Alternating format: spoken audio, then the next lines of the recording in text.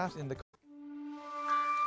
people have been saying that I have just sat in the comfort of my own city and never ventured abroad when trying to cover global issues.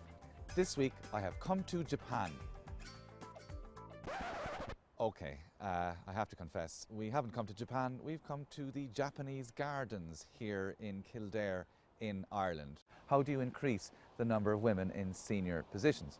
Now, some people might say, well, one way of addressing gender imbalance is to not have a man talking about women's senior roles in business. And some people might have a point. And yes, I suppose maybe we should get a woman to do this instead of me. But they offered me the job and I took it. And, you know, progress is slow. It's not just Japan who are trying to get more women into the boardroom.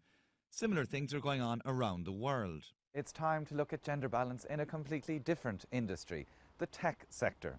So it's time for me to board my imaginary plane from Japan back to Dublin.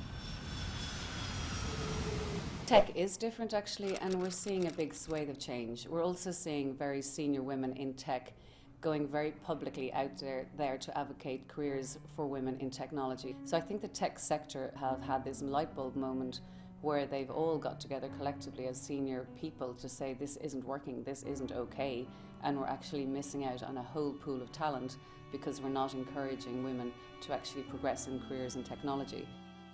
So yes, there's a big focal point in tech, but is it still difficult? Yes, it is. We see the intake in computer science related subjects still below 20% when it comes to women. We don't get to young girls quickly enough to let them know that this is a viable career, that they can be talented in technology, that there are opportunities for them in technology.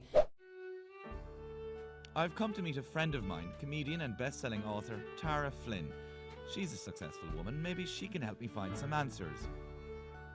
So if anyone should know about women and what the problem is, it would be you. What I do know is that sexism is everywhere, and until we address it at education level, and get everyone to realise that equality has to be across the board.